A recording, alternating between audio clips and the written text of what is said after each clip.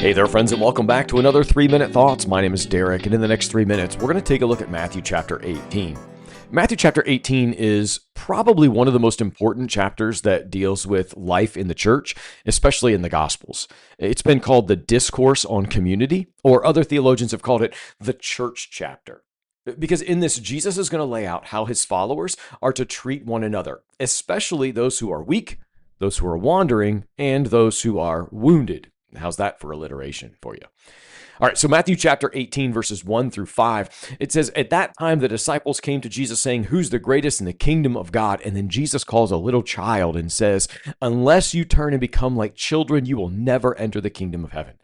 See, the disciples' question reveals that idea of ambition, hierarchy, getting ahead, all the things, right?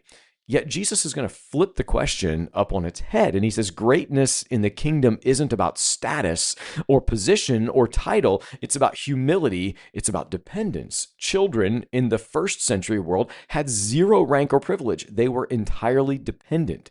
So Jesus is identifying that humility is the entry point into the kingdom. And then in verses 6 through 9, he says, "Whoever causes one of these little ones who believe in me to sin." Wow, Jesus uses some very severe language in this to warn against leading others into sin. And when he says little, he's talking about those who are spiritually vulnerable, those who are young in their faith. The imagery of cutting off your hand or plucking out your eye, which is in all this, is a bit hyperbole, but it's stressing the radical seriousness of dealing with sin. And then he goes on to the parable of the lost sheep.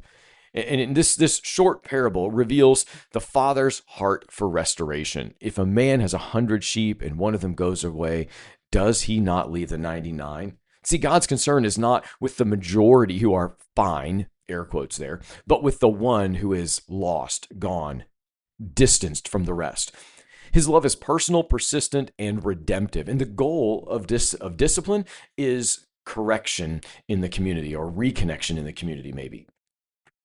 If we look then at verses 15 through 18, we see that this is outlining how we deal with sin within a community of believers. You go privately, you then will take 2 others with you, and then you go before the church, and then finally you'll remove them from the church. But this isn't about getting rid of them. It's actually about bringing them back again.